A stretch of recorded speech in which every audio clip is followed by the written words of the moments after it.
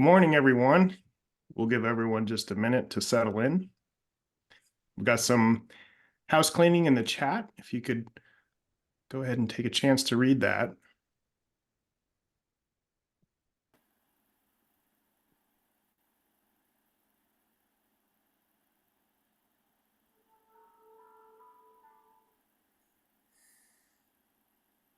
Just while everybody gets settled in, my name is Isaac Bartz, and my counterpart is Caitlin Morse. We are the inbound and outbound product manager for the DPMs and Service Builder solution. So we'll be hosting the session today. We'll let Argonne introduce themselves in just a minute, but if you could, during the presentation, if you have questions, please use the question and answer box.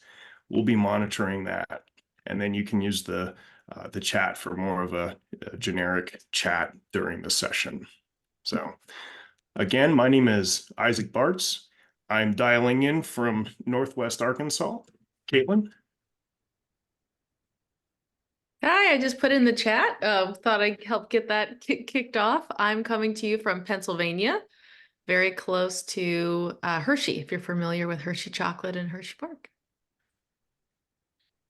Awesome. Again, please use the question and answer box. We'll go ahead and hand things over to Jack and Mike from Argonne National Laboratory. Cool, thanks.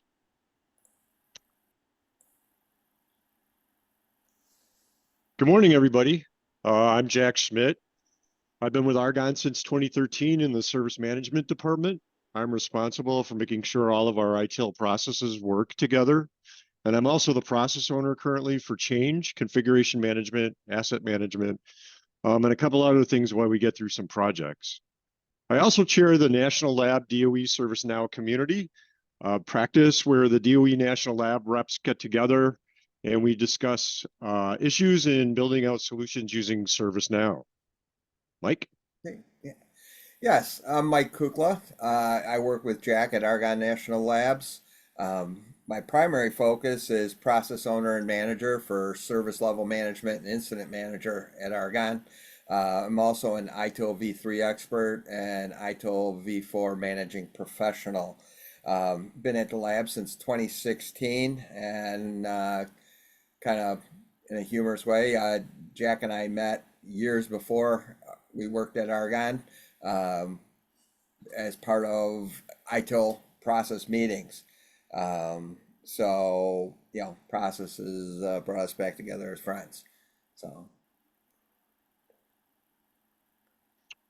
Before we get into our talk, Mike and I thought it'd be good to give you a little history of where we work.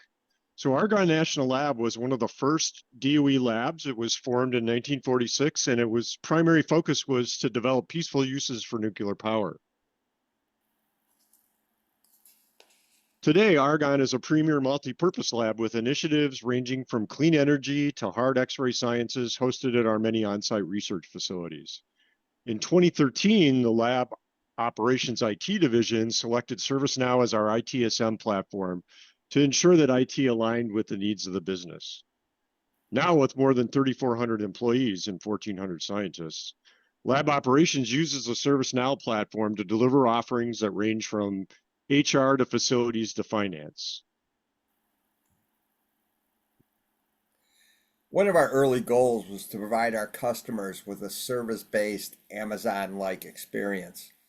Originally, we tracked incidents and changes like most IT organizations, and our user interface really had two items. I want something and something's broken. By the way, we call our user portal Vector.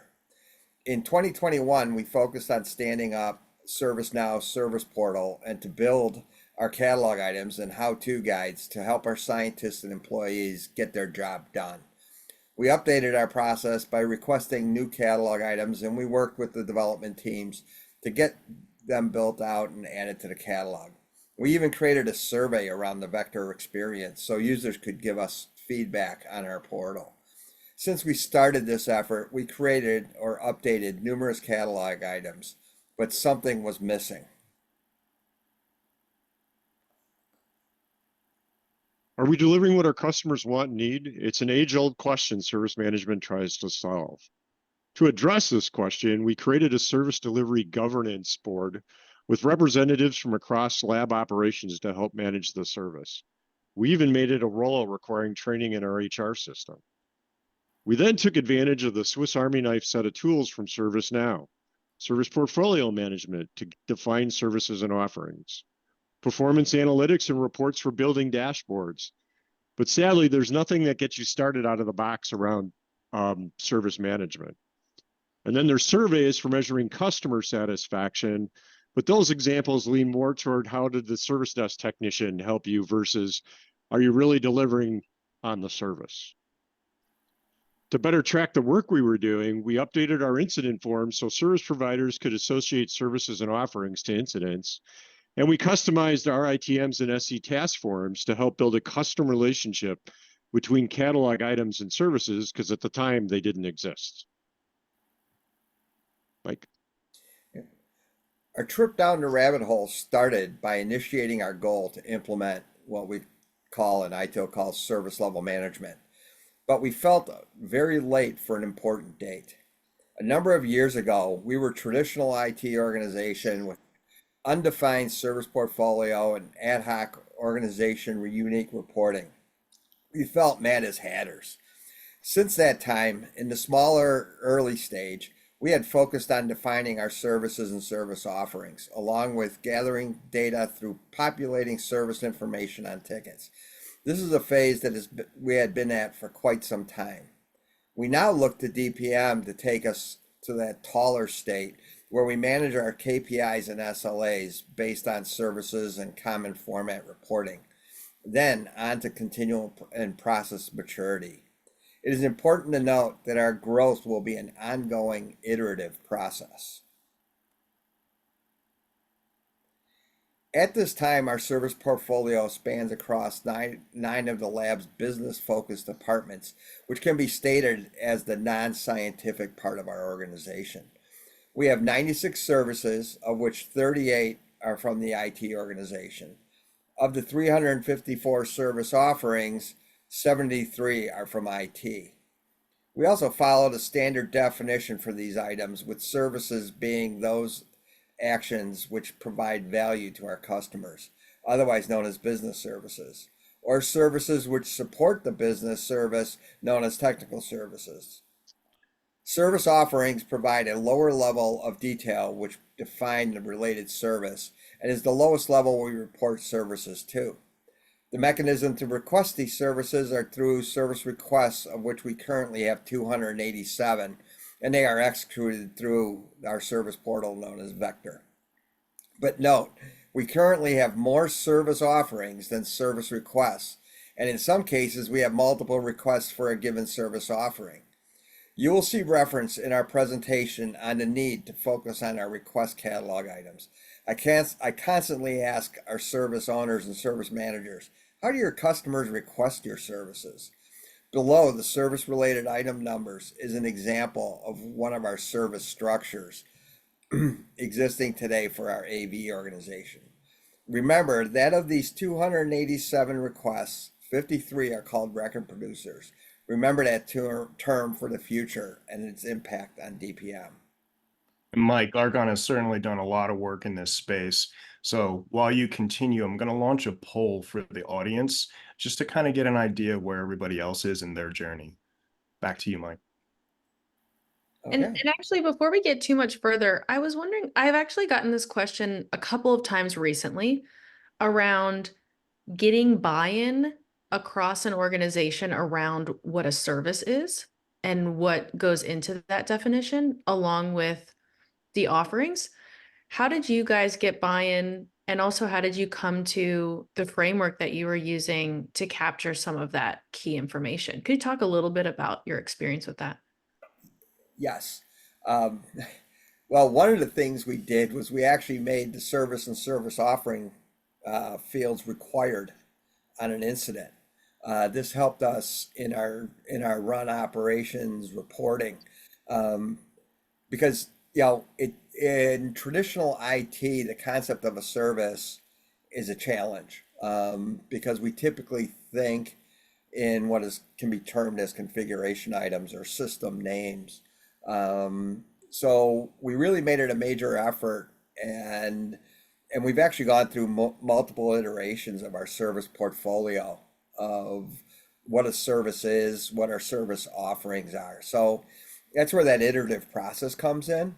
And then the other part, with the implementation of Service Builder, we were able to link our service offerings to our catalog items, which is helping us a lot.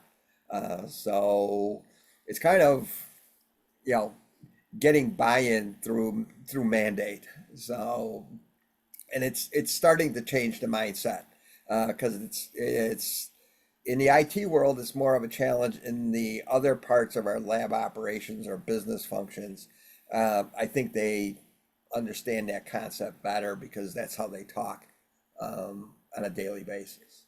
Right. To add on to what Mike said, we did get buy-in, so we do have that service delivery governance board. So before we made the fields required, we talked to them too about the services. And then it probably impacts IT the most because we have the service desk and they have to go into the forms and fill in the fields. So Mike spends a lot of time with them.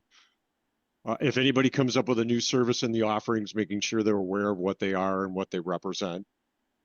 So it's not like Mike said, you can't just create it and walk away from it.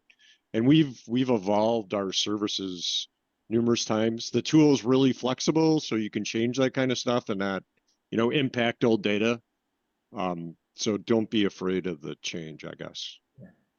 And it was fun that when we were starting to define our services, we wouldn't let them put application or software names in the services or service offerings, and that created quite a challenge. But they're getting it. So cool. So as Mike pointed out, we've been on a several year journey to move to true service delivery. And to Caitlin's point, we struggled with cultural change, managing through services instead of organizational silos.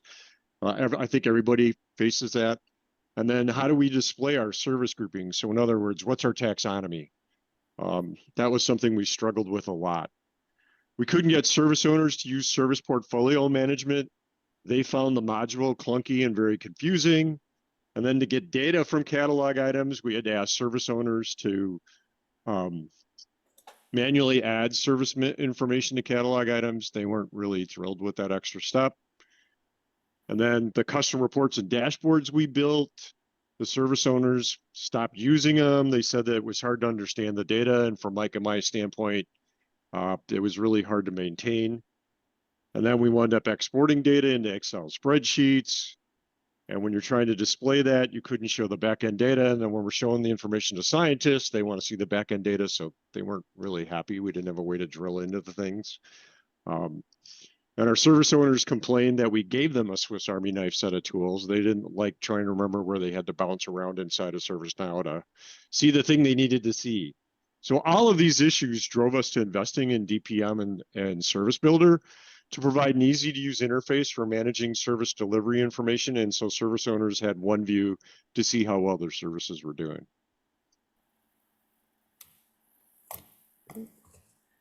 Hey there, Jack and Mike, there are a couple of questions that are in the Q&A. Do you want to just take a peek, or I could read a couple off, and we could answer them sort of as we go, since it's in context to some of your content. Yeah, if you could read them off to us. I'm not really a Zoom expert. I'm more of a Teams person. Sorry about that. Absolutely. Okay, so this one is a pretty quick one. So there's a question around, are you using service offering in the change requests as well as incident? I'll grab that because I'm the change process owner. At the moment, we aren't using service offering, and that's more of a working with our development team because we require configuration item, service offering, and service in our forms.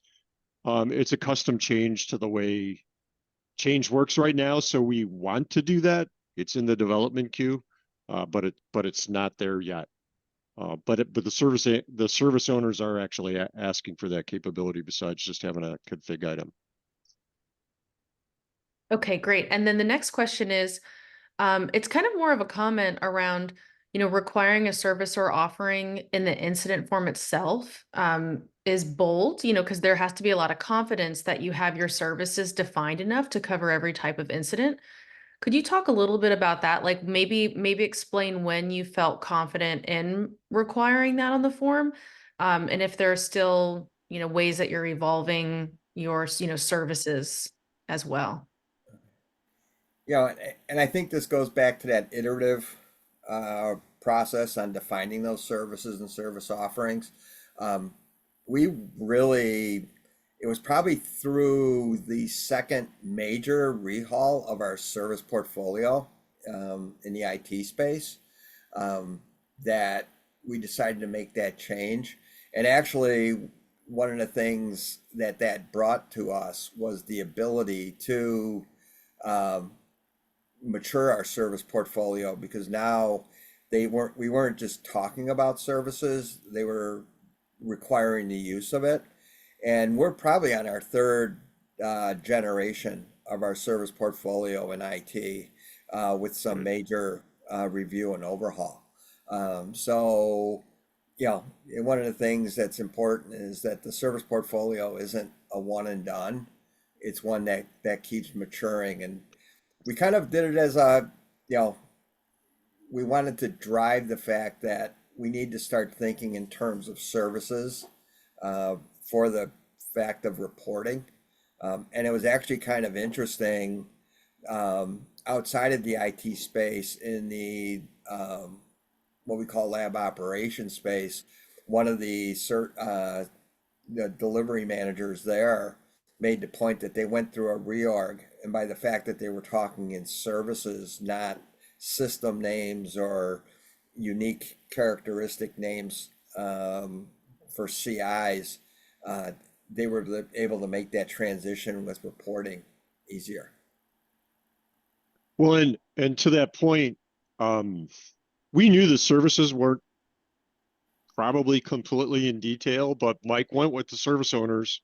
So we're going to have these on incident tickets. Are you confident with your services and your offerings?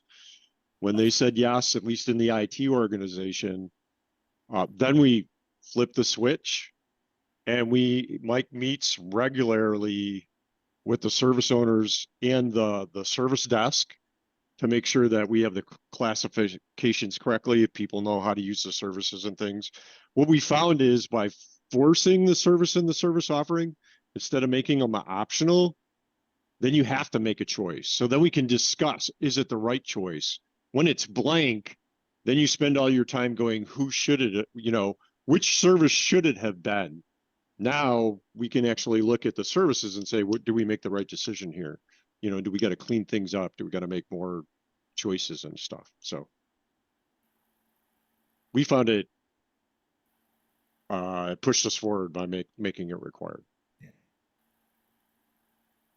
But another question here, what about the reporting? So one of the attendees says they export almost everything for reporting to work with ClickSense or Power BI for their reports.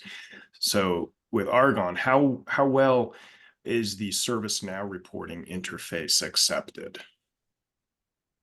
And I think, Jack alluded to that on a previous slide. We were creating multiple dashboards, and we still have a number of them today, which are built off of ServiceNow. And we found those meet the vast majority of our requirements. What DPM is bringing, and we'll talk to it even more through the presentation, is us to set a standard set of values that if somebody asks, where did this value come from? At least all the organizations are dealing with a common report. The biggest problem we had, and I've seen even elsewhere, is when you're talking about the same information in the same meeting, and people are showing different numbers. As an example, you run into a lot of issues. So that's why we're driving DPM as the managerial tool for that kind of level of reporting. And as I'll talk to, it's not an operational tool. At least we don't use it that way. It's a managerial tool. And we've been using ServiceNow since 2013. We stood up performance analytics when it first came out. We use it. The main areas we use performance analytics is checking the processes. We have a set of dashboards built out to manage our MSP that provides desktop and service desk support. And then DPM is, and if you get into APM and SPM, you'll be using performance analytics to try to pull that out, stick it in Power BI, and build all of that information again. Good luck. But the tool makes it really easy to use in those areas. I think also building off that, what you just mentioned about MSP. So there is another question around how much of IT is outsourced that this person says, we struggle to align SLAs and OLAs through the company borders, and harmonization of SLAs is a challenge. Have you experienced something similar? You want to take that, Jack, or you want me to? You're the service level manager. You can. Okay. Yeah, our service desk is outsourced, and our endpoint field services. The other part of IT is internal, and the service level, the SLAs are as part of the contract with the MSP. So they know what we're measuring to. The key there, I think, though, is, and I know, it's challenges. We do typically think in KPIs versus SLAs, and that's something as part of our maturing to start becoming more SLA oriented. But right now, we basically made that part of our contract. And it aligns. There's not a differentiation between the MSP requirements and what we do internally. I'm going to put something in the chat here too, maybe a little bit of direction for the individual who asked that question. So we do have SLO coming out as our source to pay offering. It's going to be launching a supplier performance management portal in November. So just adding a little bit of extra solution that might help you there. Oh, cool. Are you guys using APM as well? Is Argonne using APM? Yes, I'll talk about it a little bit, but we even built our own custom APM module because nobody had it originally. And then we moved to the ServiceNow one when it came out. And we're still fighting some of the customizations we did initially as APM and SPM mature. And then 2 quick questions here. What level of management and personas has DPM been targeted to? The target is to, and the lab doesn't have as many levels of structure that you typically find in a private enterprise, I would say. Right. But it's targeted to what we would consider extended leadership as well as leadership. So, it's like I said, it's not an operational tool, so it's not meant for the support team. But it's anybody who is doing reporting based on service. Yeah, but we specifically, like we said, we created a service delivery governance board. So each one of the lab operations areas that participate, HR, facilities, finance, they have a representative, and we define that specific role. And underneath them are the service owners and the service providers. And, if you're interested, we could share our documentation on how we put that together and presented it to management. But that having those roles defined and them knowing that there's a service delivery manager that's looking at how well their services are doing, and then those people get together monthly with us to make sure that the services are delivering correctly. I think that helped to define those roles. Perfect. We've got a couple more questions. We'll get them as we continue. I know we've got some slides coming up that address the existing questions, so we're caught up for now. Okay, great. So really, we actually started first by defining our services and service offerings. And actually, we didn't know in one of the implementations what this portfolio and taxonomy field was on our service definition form, which caused us some initial issue, but we resolved that. So what we've actually done is, we put some major focus. Jack and I worked on this and made some decisions to not overcomplicate what we called our taxonomy. This is not our user portal taxonomy. This is our internal service reporting taxonomy.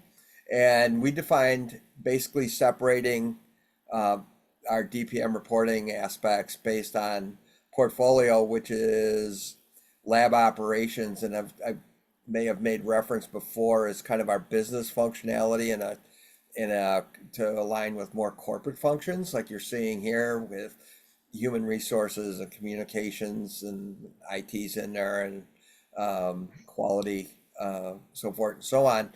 And then we also are moving into the programmatic service areas, and those will be defined more based off of lab terminology because we are dealing with scientists and to do appropriate level reporting, we need to be thinking at that level.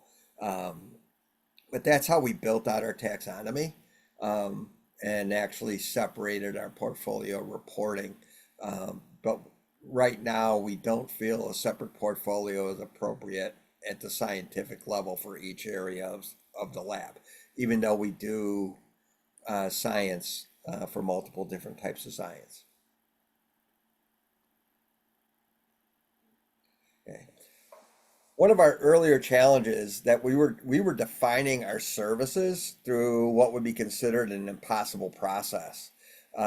We had service owners and managers defining services, putting them into Excel forms, which Caitlin made reference to in a previous webinar, then sending them to me at the lab as a service level manager to manually enter into ServiceNow.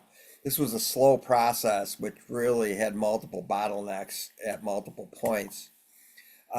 So one of our early implementations was the use of Service Builder, which provided us that ability to have a logical and organized manner and simple way of building out our services and service offerings and maintaining those services and service offerings in a distributed method.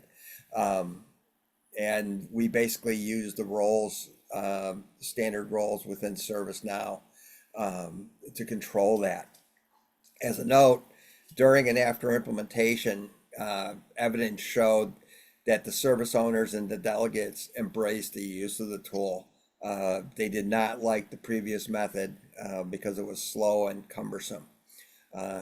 Service owners and managers could now see their updates immediately after making their service definition changes.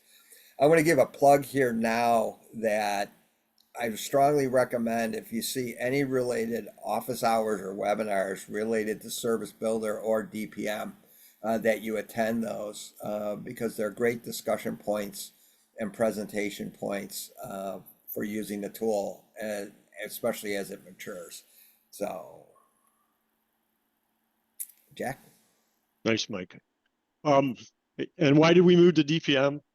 I understand we were one of the early adopters of DPM, but again, we wanted something that gave us a taxonomy based on our services. It provided a standard set of reports and KPIs for managing our service portfolio instead of our custom reports. It provides the capability for managing a service or element of a service, not just at the run state, but through demand and project to retirement. It's all across the life cycle and it's in one tool. And then the ability to use the enterprise portfolio to allow service owners through our C-level executives access to service performance is a game changer in our move to service delivery organization. And then we've spent some time using personal portfolios, especially when they first came out, because we have service owners that are also business application owners in APM. And instead of going to two different dashboards, we can give them a view all in one spot. Mike? As with all good stories, there is often challenges. Ours primarily came as the result that DPM was new when we implemented at both Argonne as well as ServiceNow. It is important to note that DPM is not just a plug-and-play solution. You need to understand, how DPM works and what gives you the results. For example, reporting areas are aligned to a thing known as KPI groups, and the KPI groups depend on use of performance analytics. Next, we started with Rome back in the Rome instance, which was its first release of the tool. That introduced challenges that we do not feel are there today, especially in the areas of documentation, as well as there were, with any implementation, some bugs in the tool that Caitlin and her team have addressed. The biggest challenge with minimal documentation was configuring the solution. So we did not realize a true relationship between the service offerings and KPI groups and performance analytics and all those type of things. And that caused some confusion in our initial results. And in regards to bugs, like I said, Caitlin and her team have definitely addressed that. And then along with the tool being ready, we had some internal challenges, some of which have already been mentioned. We had to emphasize that DPM is a managerial tool and that will allow for managing based on services. Traditional IT thinking in Argonne was to only communicate in regards to organization and technical configuration items. Also, you need to make sure you understand your environment, and if you are an early adopter of ServiceNow, that you understood any customizations that may have come along. For example, we found that changes made to our ticket states impacted what was actually being reported in our performance analytics. Despite these challenges, we feel we made the right decision to go to DPM when we did. That being said, we did not resolve all these issues ourselves. We did get help. Yeah, to Mike's point, after we stood up DPM in Rome, we realized it was a little more complicated than we thought. So we used some end of year monies to bring in a consulting partner for a short-term engagement. It was about 2 months. And we brought in Third Era. They did bring a working knowledge of DPM at the level it was when it first came out. And they also could test in their clean instances and compare it to our instance to help find out where customizations we have built were causing problems. So that was extremely helpful getting started. And then they were a good sounding board. They were still learning about DPM. We were still learning about DPM. So they fed stuff back to ServiceNow. We fed stuff back to ServiceNow. So it was kind of a mutual partnership, and we both grew together.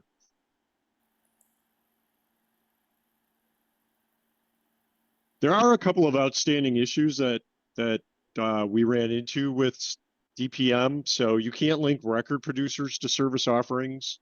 That's still kind of a thing we're hoping for.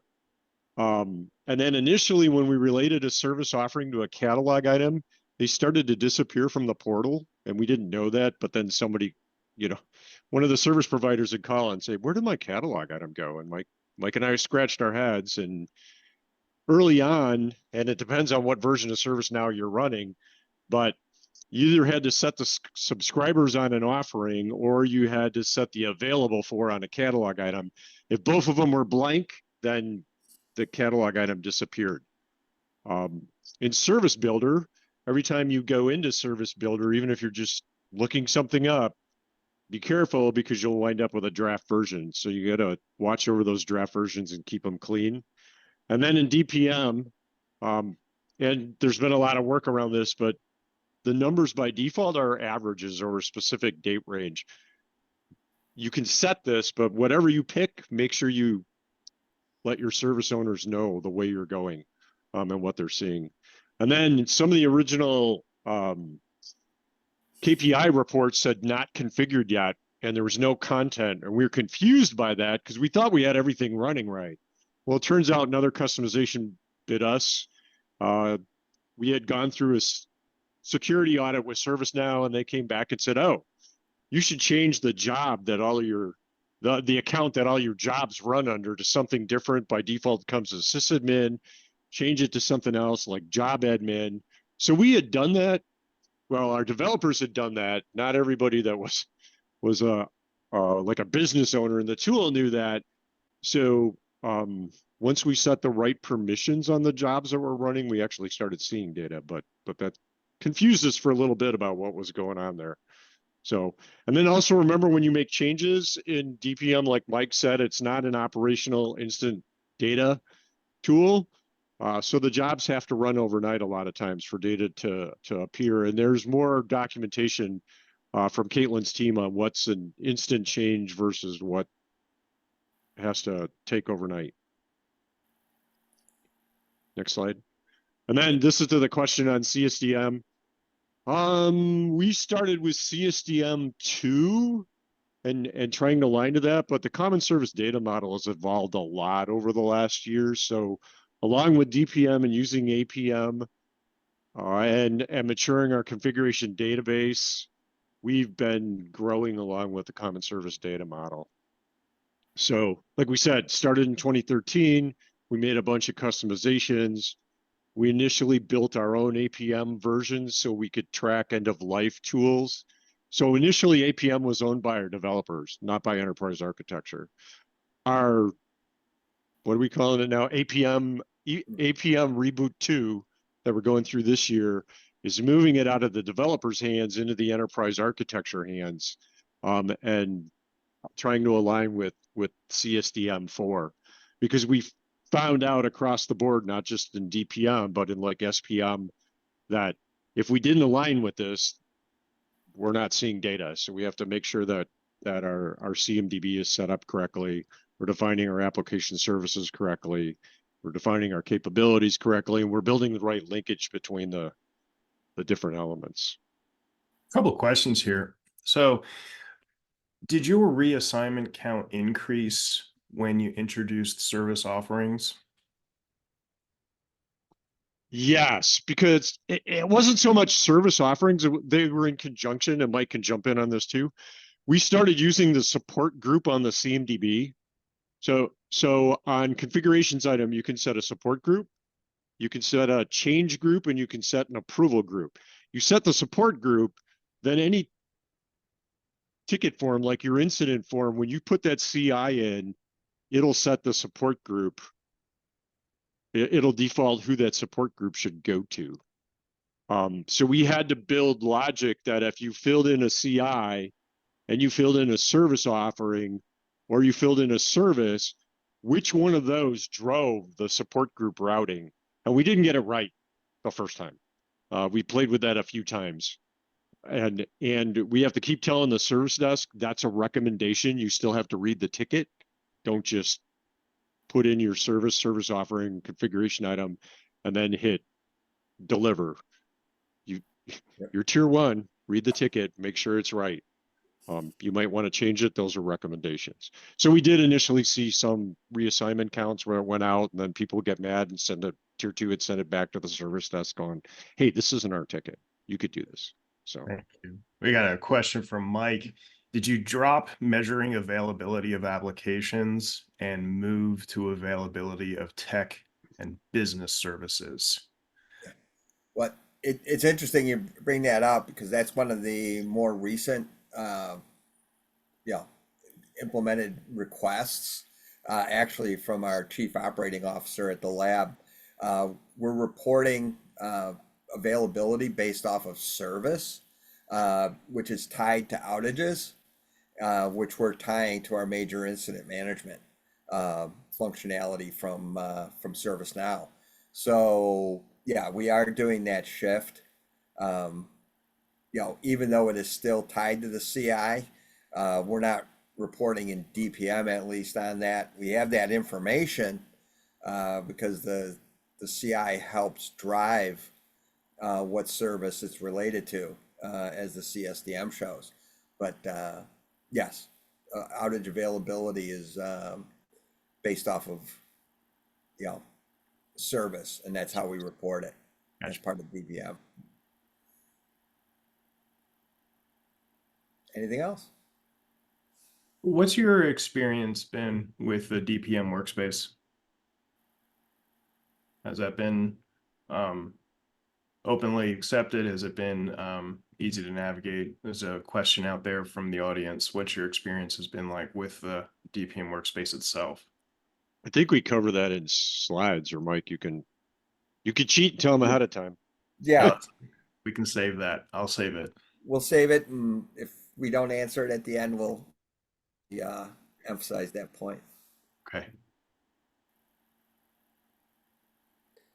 So initially, in the service out, there was a tool called Service Owner Workspace, which was fine for what we initially were looking at, which is primarily in the run space. It's kind of like which processes do you initially implement when you look at ITIL. So we were looking at incident requests and problems, but one of the key things, ServiceNow started talking about in webinars about this tool called DPM back in, the early days, before 2013. Not And 2013, yeah, not that old. not that old, I'm sorry. Yeah, back when we implemented. But Caitlin anyhow, was like in college then, so. so anyhow, we back, we were looking at implementing Service Owner Workspace, and then looking at the deployment, we then decided that, you know what, DPM brought us the ability to work in the plan and build environment. But our initial implementation was, and I will tell you, was focused in the operational run type environment. But as with ITIL 4, we wanted to make sure we matured into that plan and build space. Whoops, sorry, click. And that's where we're doing a lot of focus right now, is how we look at implementing in those areas. Our primary focus right now is still in that run space, but managing across the service activity lifecycle is a key contributor to why we chose DPM rather than staying with the direction of going to Service Owner Workspace, which may even be decommissioned at this time. So to emphasize our need for DPM, we feel we needed to restate our points across history and tell you briefly about our future, all required the need for DPM. Our road to service reporting started as early as part of the service level management maturity. We started by defining services on Excel forms and passing them to me as the service level manager, and I would then update ServiceNow. Reports were being generated using tools like Excel, and there was no control of report data filtering or presentation format. Information control was really limited. It was in September of 2021 that through, and this is where correction of my dates here, 2021, that through input from multiple webinars that Caitlin, you may have been, I believe, were part of, we agreed to use DPM over our current solutions, and even those provided by ServiceNow. The ability to manage across the life cycle of a service was key in that decision. We started the development of DPM and Service Builder in July of 2022 in the Rome instance, and DPM was new to us as well as ServiceNow. With some assistance, we deployed Service Builder in January of 2023 and DPM in March of that year. This was after our upgrade to Tokyo and the end of year holidays. The logical flow of Service Builder made training a simple task for our service owners and service managers, while release of the tools outside of IT took place later in 2023. We now look to expanding the use of DPM as part of our continual improvement. DPM will be key in our major overhaul of what we originally deployed as DPM, and Catalog Builder, Employee Center, and Service Operations Workspace are next on our radar, with Strategic Portfolio Management and Enterprise Architecture Workspace after that. We see the newer capabilities in ServiceNow as a method to align to what Jack previously stated was the CSDM model. DPM will be our tool for measurement and alignment with these deployments. Are you planning on introducing digital products as well? That's the enterprise architecture team is looking at that to see if they want to add that to the mix or not right now. We have a lot of custom apps at Argonne that have been built over the years, and we're trying to clean that up. So they're not sure. Do you want me to, I can't help but look over at the chat, and Lewis was asking about how we have the required fields on our incident form. I could hit that Yes. one really quick. Absolutely. So Lewis asked, do we do business service offering in CI, or do we do CI like business service offering? We do CI first. We had configuration item on our form long before we had the services added. So we just left it there because a lot of the stuff had a configuration item. And then where we can map out the business service and the service offering, like our application services, we can auto populate those. If it's around like a endpoint device, we know it's an endpoint service. So, you know, we're trying to make some intelligent decisions based on what we know around the configuration item to auto populate the other fields right now. It's not perfect, but we're doing some of it. And it's important to note that our non-IT folks really don't have incidents. They primarily work in requests. So well, they don't work incidents, right? Yeah, they don't work incidents. Yeah, so it's not a challenge outside of IT, like you would find in the business functions, like HR and finance. Right. Cool. All right. So we did want to give a shout out. If you're doing DPM, there's some resources out there that are really useful. This knowledge base article that Caitlin's team put together, actually, a couple of years ago, is extremely helpful. There's getting started guides and videos. No matter where you're at, it's worth looking at. I like the getting started guide. It helps you decide if you're going to try to manage services or business applications or application services. Where do you want to start at? Do you want to do all of it? Which data should you use? It's really helpful for that. Then there's the data source spreadsheet that tells you where the KPI data should be pulled from. That's also helpful for troubleshooting. And then customer satisfaction in DPM. Again, it's not how well did the technician deliver, but is my service delivering what you asked for? So that'll show you how to set that up, put in your stakeholders, make sure that they're pulled on a regular basis so you can make decisions around the service. And then the run services guide is really nice because it helps you getting started with the run tab. A lot of the labs that we talk to, at least internally, the other DOE labs, are at that run state, and then they're trying to move backwards to demand and project. And that run services guide will help you with, what's out there right now and see how well you're doing.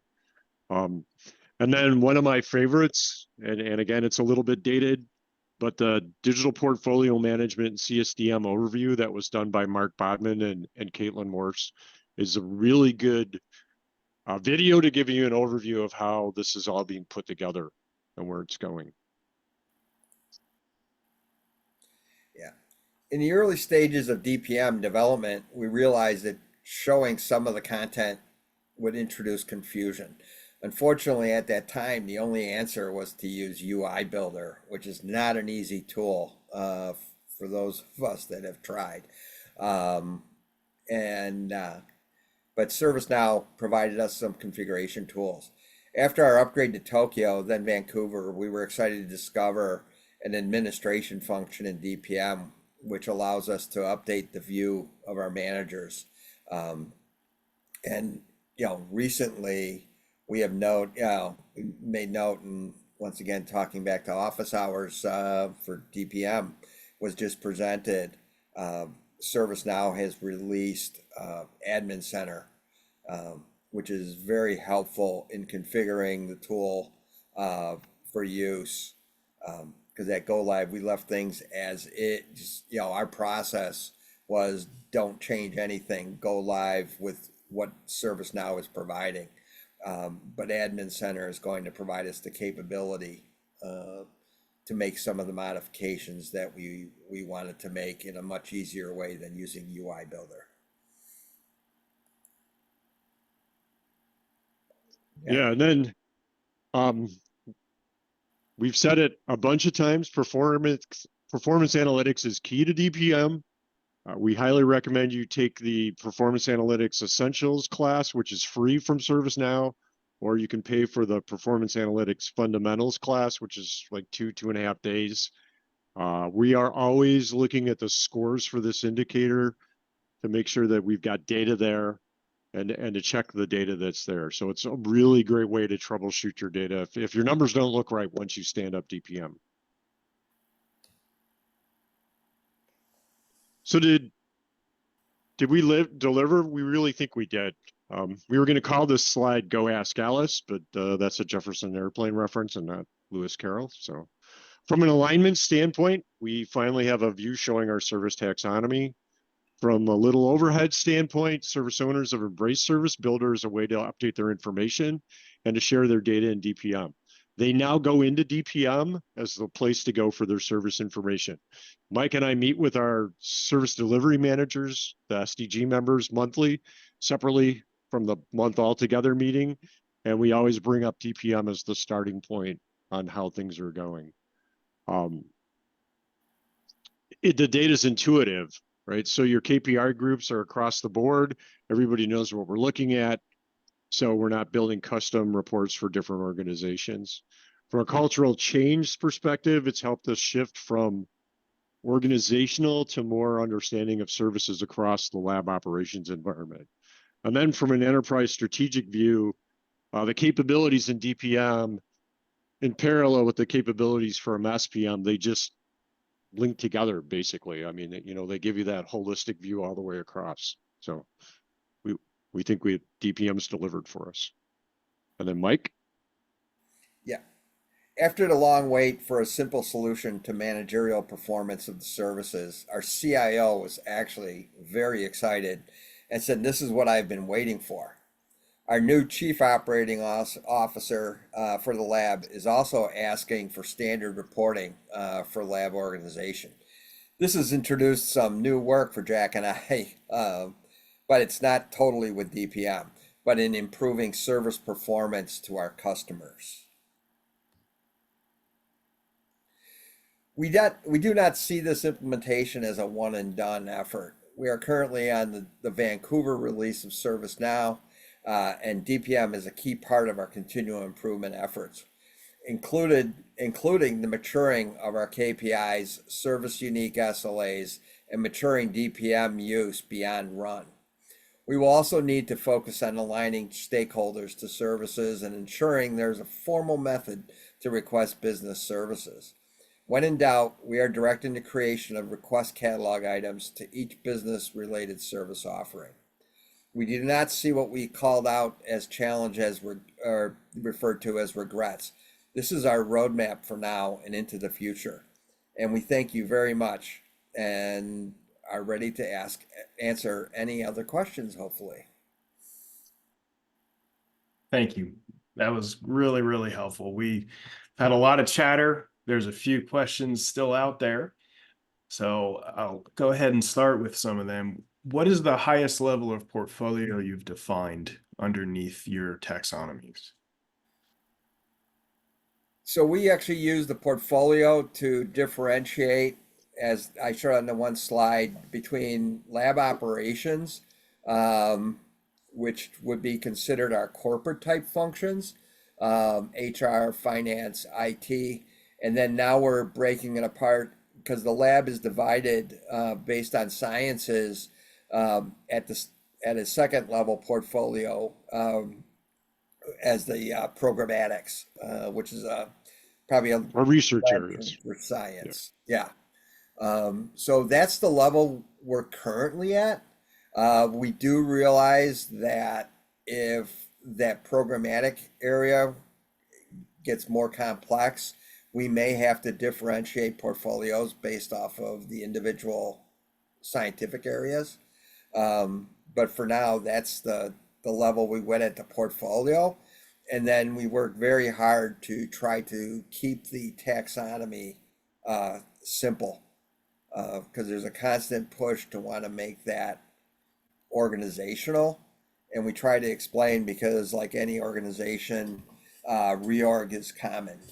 And we try to make people understand that services don't align 100% to organization, they align to service groupings. Well, with that, there's a customer out here, they have 2,600 service offerings. So how has it been for Argonne to rework or, merge, split, reform your services and restructure them? Okay, we don't have that many, but what we actually started with, and this is something to consider, we kind of used the 7 ± 2 concept on service to service offering relationships. And we actually started our exercise, it helped, it was pre-COVID, with Post-it notes. And we brought each organization into a conference room, and Jack and I would just basically start writing Post-it notes. There was no wrong answer. And then we started saying, well, we tried to simplify that by saying, what are the logical groupings? Because, I mean, without knowing their business in detail, we realized we needed to keep things as simple as possible. And we actually struggle with that, where some organizations want to break things down into more finite detail. We actually struggle to try to keep that, like I said, ±7 concept. I'd be curious, are those in the all within IT, or are those across your enterprise? And if so, how many services do you have, and what's the relationship number? Because the other thing to remember, one of the things we put as a rule at Argonne is that you can't put the application name into the service. So email isn't Outlook, it's email, as an example. One of the terms that our infrastructure support people want is they use the term endpoint rather than having, and I can understand how you could break it out to Apple and Windows-based computers, but right now they're consolidated. And we use the CI to actually help differentiate some of that information. Awesome. So it's a struggle, but you may want to look at your service offerings and see how many of them are really saying the same thing.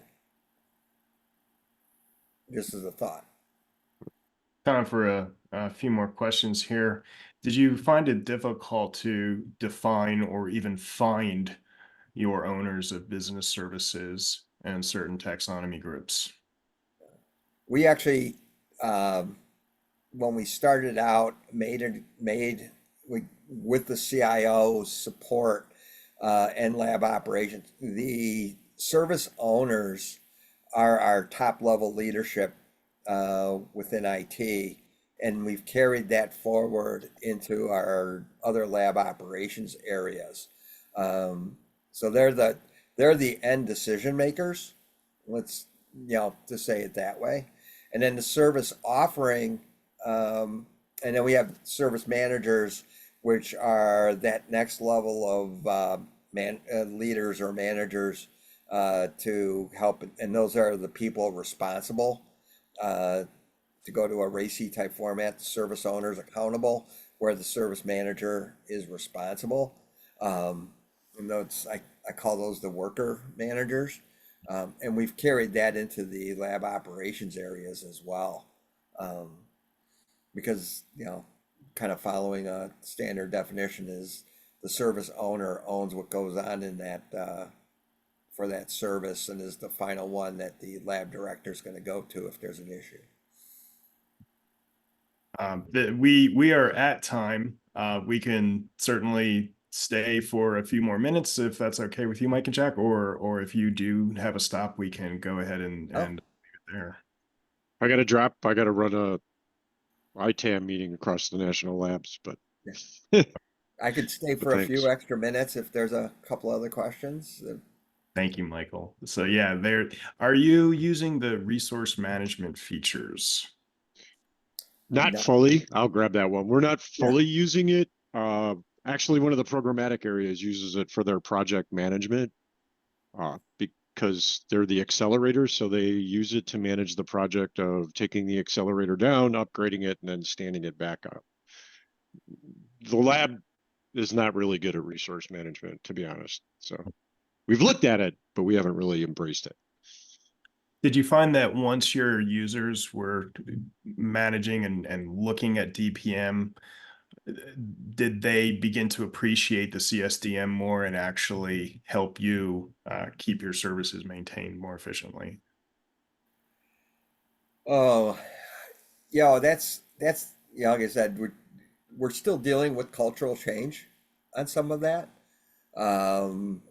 in that aspect. But I think outside of IT, it's a little bit easier because they think in terms of services and service offerings already using that terminology. But I think there's that mindset is changing, that cultural change, and it's just having the data available. And like I said, we've actually found some. Yeah, I would say our users really aren't that in tune to CSDM, but enterprise architecture has realized how important it is. Our enterprise application owners the developers have realized how important it is. So they're starting to partner with Mike and I to make sure that we set things up correctly. I wouldn't say our users completely, or even some of the service owners, but the back end structure is forming there now. Okay. Just one final question, and then I think we'll wrap it up. So are you also measuring degradation KPIs along with the availability of your services? At this point, I would say no. If degradation, purely, like I said, we're primarily with the out of the box KPIs right now. We do look at incidents and availability. I mean, you use availability Yeah. though. You do say this is a degraded service versus Right. completely out, but we're not. It's all manual on our side. Yeah. So. All right.